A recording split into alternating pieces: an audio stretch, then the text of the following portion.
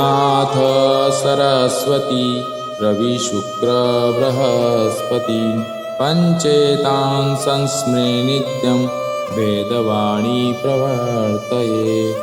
अखण्डमण्डलाकारं व्याप्तं येन चराचरं तत्पदं दर्शितं येन तस्मै श्रीगुरुवे नमः। वक्रतुण्ड महाकाय सूर्यकोटिसमप्रभ निर्विघ्नं कुरु मे देव सर्वकार्येषु सर्वदा। भवानी शङ्करो वन्दे श्रद्धा विश्वासरूपिणो याभ्यां विना न पश्यन्ति सिद्धाः स्वान्तस्मीश्वरम्। शिवेति द्व्यक्षरं नाम व्याहरिषन्ति ये जना तेषां स्वर्गश्च मोक्षश्च भविष्यति न चान्यथा। नमस्ते नीलकण्ठाय वेदसे परमात्मने विश्वाय विश्वबीजाय जगदानन्दहेतवे। नारायणं नमस्कृत्यं नरं चैव नरोत्तमं देवी सरस्वतीं व्यासं ततो जयमुदीरयेत्। नमो देव्यै महादेव्यै शिवाय सततं नमः। नमः प्रकृते भद्राय नियता प्रणतास्मताम। रत्ने कल्पितमानसं हिमजले स्नानं च दिव्याम्बर नानारत्नविभूषितं मृगमधा मोदाङ्कितं चन्दनं। जाति चम्पकबिल्वपत्ररचितं पुष्पं च धूपं तथा दीपं देवदयानिधे पशुपते कल्पितं गृहताम्। करचरणकृतं वा कायजं कर्मजं वा श्रवणनयनजं वा मानसं वा पराधं विहितं वा सर्वमेतत्क्षमस्व। जय जय करुणाब्धे श्रीमहादेव शम्भो। जय जय करुणाब्धे श्रीमहादेव शम्भो। प्रभुं प्राणनाथं विभुं विश्वनाथं जगन्नाथनाथं सदानन्दभाजं भवत्पव्यभूतेश्वरं भूतनाथं शिवं शङ्करं शम्भुमीशानमीडे। शिवं शङ्करं शम्भुमीशानमीडे। ॐ नमः शिवाय। ॐ नमः शिवाय। हर हर नमः शिवाय। शिव नमः शिवाय। शिव नमः शिवाय। हर हर भोले नमः शिवाय। ॐ नमः शिवाय। ॐ नमः शिवाय। हर हर नमः शिवाय। अब बाबा महादेव की विवाह की तैयारी। अब हमारे महादेव, हमारे भोलेनाथ समाधि से बाहर आ जाते और मां पार्वती की तपस्या संपूर्ण हो जाती। मां पार्वती महादेव को पति रूप में प्राप्त करना चाहती। यह वरदान उन्हें समय के साथ मिल जाता। मां पार्वती प्रसन्नचित होकर सखियों के संग अपने घर लौट आती। उनकी भाभियों और भाइयों के द्वारा कुमकुम, चंदन और पुष्पों के द्वारा उनका पूजन किया जाता। और दूसरी तरफ आकाश मार्ग से शंख की ध्वनि और वाद्य यंत्रों की ध्वनि और पुष्पों की बरसात से उनका अलौकिक अभिनंदन किया जाता। क्योंकि सभी जीव जंतु, पशु पक्षी, देव, मानव, गंधर्व, किन्नर, पूरी सृष्टि में प्रसन्नता का संचार हो जाता है। क्योंकि पूरी सृष्टि में दैत्यराज ताड़कासुर से त्रस्त थी। उनका अत्याचार और आतंक सब जगह फैल चुका था और दिन पर दिन अत्यधिक शक्तिशाली भी हो रहा था। परंतु दूसरी तरफ मां पार्वती के माता पिता बहुत प्रसन्न थे। परंतु दुख था। दुख क्यों था? क्योंकि मेरी पुत्री पार्वती सदैव के लिए हमसे दूर हो जाए। मां आदि शक्ति ने हिमाचल जी के यहां पुत्री रूप में जन्म लिया। यह उनका सौभाग्य था। परंतु अब विवाह के बाद पुत्री सदैव के लिए दूर हो जाएगी, यह भी दुख था। यह तो हमारे साथ भी होता है। ये तो सांसारिक सत्य और सांसारिक नियम है और स्वाभाविक भी है। यदि हमारे घर कन्या का जन्म होता है तो हम कहते हैं हमारे घर साक्षात लक्ष्मी आई। परंतु समय के साथ धीरे धीरे बड़ी होती जाती है और एक दिन विवाह की तैयारी प्रारंभ हो जाती है।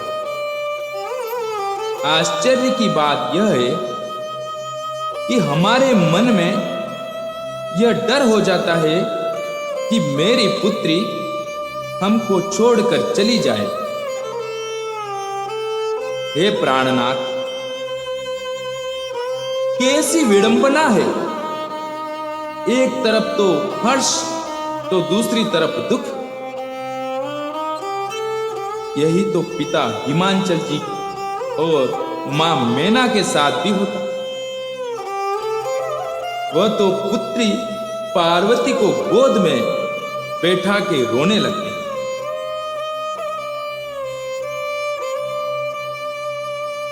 दूसरी तरफ मां पार्वती की तपस्या तो संपूर्ण हो जाती है। परंतु हमारे महादेव अभी भी मां पार्वती की परीक्षा लेने हिमांचल जी के घर पहुंच जाते। क्यों पहुंच जाते हैं? क्योंकि पूर्व में जो अप्रिय घटना हुई थी वह अप्रिय घटना पुनः घटित नहीं हो।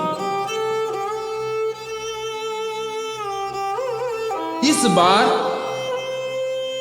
वह नट का रूप धारण करके जाते हैं और यह स्वरूप हमारे बाबा का कैसा होगा? इसमें बाबा क्या वर्णन करते हैं? कि भगवान महादेव के बाएं हाथ में श्रृंगी और दाहिने हाथ में डमरू और पीठ पर गुदड़ी वाले लाल वस्त्र पहने मैना के द्वार पर नृत्य और गान करने लगे और डमरू की नाद का संचार करने लगे। अभी दर्शक उनके नृत्य को देखकर मोहित हो रहे थे, प्रसन्न हो रहे थे और बाबा का डमरू इस तरह वादन होता है कि हिमाचल जी के यहाँ पे बड़ी भीड़ लग जाती है।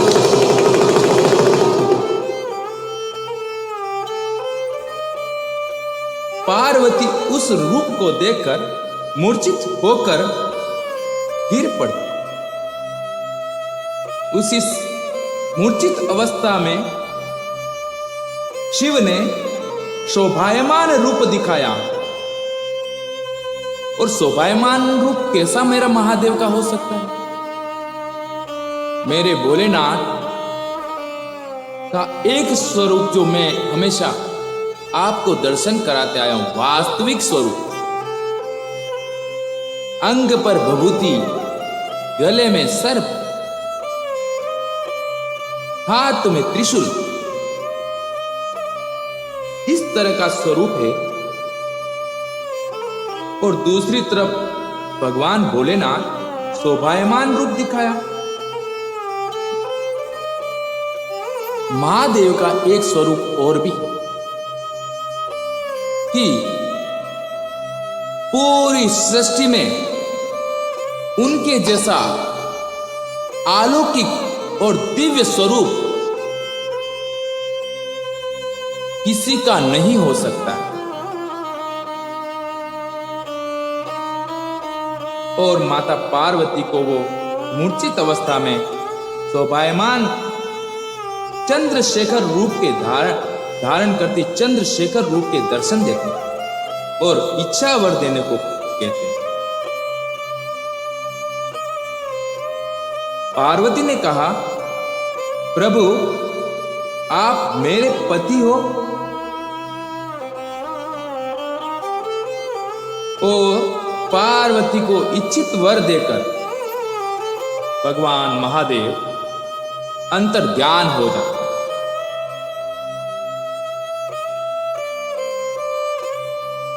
अभी भी महादेव को और परीक्षाएं लेनी। अब कैसी परीक्षा? नट का रूप धारण करके प्रभु ने मां पार्वती को मूर्छित अवस्था में लेके और चंद्रशेखर का रूप धारण करके प्रभु ने मां को दर्शन देकर अंतर्ध्यान हो गए। फिर हमारे महादेव भिक्षु रूप में नृत्य करने लगे। तब मैना ने सुवर्ण पात्र में रत्न भरकर उस भिक्षुक को देती, लेकिन नर्तक ने उनको स्वीकार नहीं किया। अब क्यों स्वीकार नहीं किया? और महादेव क्या कहते हैं? माता मैना को महादेव क्या कहते हैं? हे मां, मुझे भिक्षा में शिवा को दीजिए।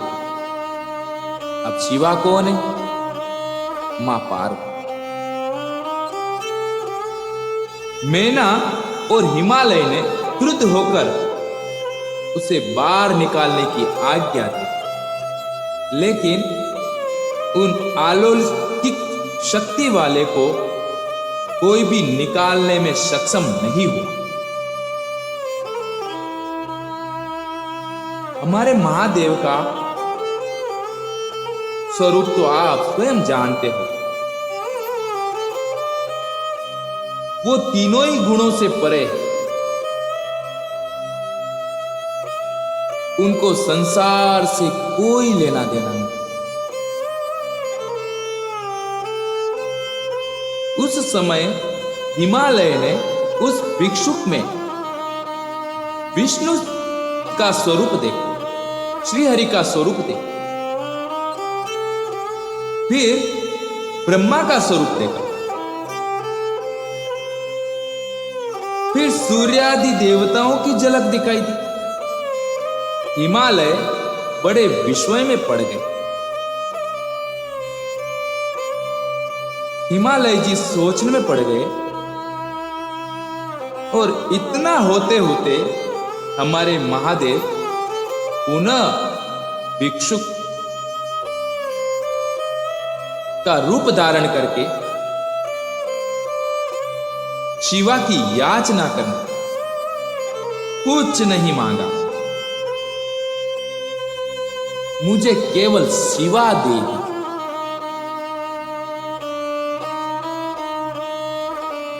तदंतर वहां से अंतर्ध्यान हो जाता। ब्रह्मा जी कहने लगे, इसके बाद भी शिव ने ब्राह्मण वेश में हिमालय के यहां जाकर कहा, मैं ज्योतिष का ज्ञाता हूं। मतलब आप समझ सकते हो, अभी भी मेरी मां की परीक्षा पूर्ण नहीं हुई।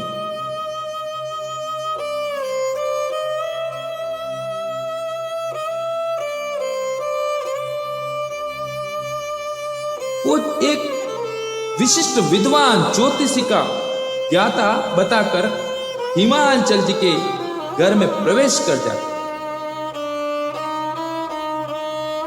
और कहते हैं, मैं जान गया हूं कि आज अपनी कमल के समान कन्या को, जो दिव्य रूप और श्रेष्ठ लक्षणों से उत्पन्न है, आश्चर्य रही थी।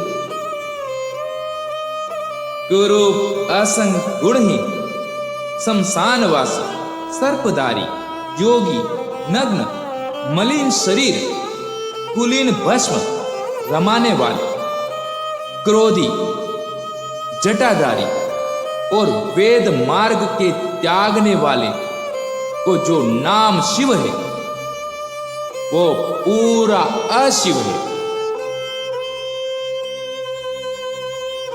ऐसा हमारे महादेव का वर्णन करते हैं और हिमांचल जी को हमारे महादेव के बारे में ऐसा भड़काते हैं। उनके मस्तिष्क में बुरे विचार लाने का पूर्ण प्रयास करते हैं और कहते हैं, उसे अपनी कन्या पार्वती को देना चाहते हो, वो तो पार्वती के योग्य कदापि नहीं है। आपके यहां रत्नों के भंडार भरे हैं, उनके यहां किंचित भी धन नहीं। हे गिरिराज, रोगी आदमी को औषधि अच्छी नहीं लगती है, उसे तो हानिकारक महादोष करने वाला कुपथ्य ही अच्छा लगता है। इस प्रकार विप्रवेशधारी शिव हिमगिरी से इस प्रकार कहकर उनके द्वारा दिए गए भोजन को शीघ्रता से आरोग्य कर अन्यत्र चले जाते। ज्योतिषी के रूप में भी मेरे महादेव हिमांचल जी के मस्तिष्क में कई तरह के विचारों का निर्माण करके चले जाते।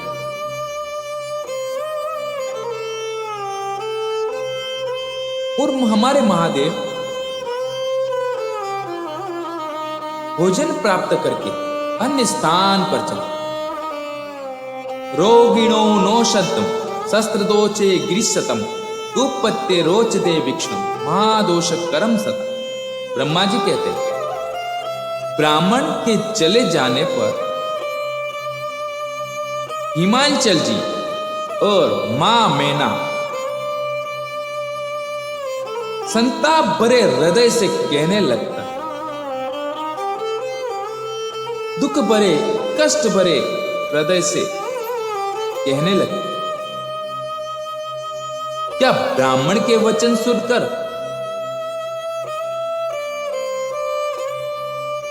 अब भी पार्वती को शिव को दे? ऐसा विचार आप भी अपने द्वारा विचार करो। क्या हमारी कन्या का विवाह करना रहे और हम जब जानते हैं कि हमारा कन्या का होने वाला वर ऐसा है, तो क्या आप विवाह करोगे? क्या अपनी कन्या को ऐसे वर के साथ में विवाह कराओगे? तो वैसे ही प्रश्न मां मैना और हिमांचल जी के मन में भी उत्पन्न हुए कि मैं अपनी सुलक्षणा सुशील कन्या को शिव को कभी नहीं दूंगी। यदि आप अब भी मेरे वचनों को नहीं मानोगे तो मैं प्राण त्याग दूंगी। अर्थात मां मैना कहती है, हे पति श्रेष्ठ, यदि आप मेरी पुत्री का विवाह शिव से कराते हो तो मैं अपने आप को समाप्त कर दूं। न मन से वचो चिन्मे मरीष्यामि न संशय, दक्षामि च ग्रह संध्यो वक्ष्यामि या विषम। गले बध्वाम्बिकां रज्वा यास्मि ग्रहणं वनम, महाबंधुवो मज्जिष्ये तस्मै दास्मि नो। या मैं घर छोड़ दूंगी या विष खाकर मर जाऊं, अपने गले में रस्सी बांधकर अंबिका को बांध वन में चली जाऊं, महासागर में डूबकर मैं प्राण दे दूंगी।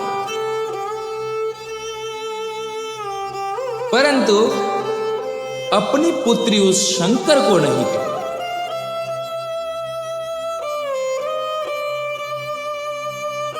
रामचरित्र मानस के बालकांड में मैना के उद्गार भी ऐसे ही। कस कीन बरू बोरा विधि, जही तुम्हारी सुंदरता दे, जो फलु दहिए सुरत ही सो, पर बस बहुरी लागे। तुम सहित गिर दे गिर पावक, करो जल नीति महु, दरु जाऊ अपजसु हो, जग जीवत विबाऊ हो। इस प्रकार से अनेक तरह के विचार प्रकट कर मैना क्रोध करके कोप भवन में चली और अपने पूरे आभूषण, पूरे गहने और पूरा सौंदर्य त्याग कर मां रुदन करती हुई पृथ्वी पर लेट जाती। बहुत दिन बीत जाते हैं पर मां किसी की नहीं सुनती। मां तो मां होती। मां तो अपनी पुत्री के लिए अपना संपूर्ण जीवन भी त्याग सकती।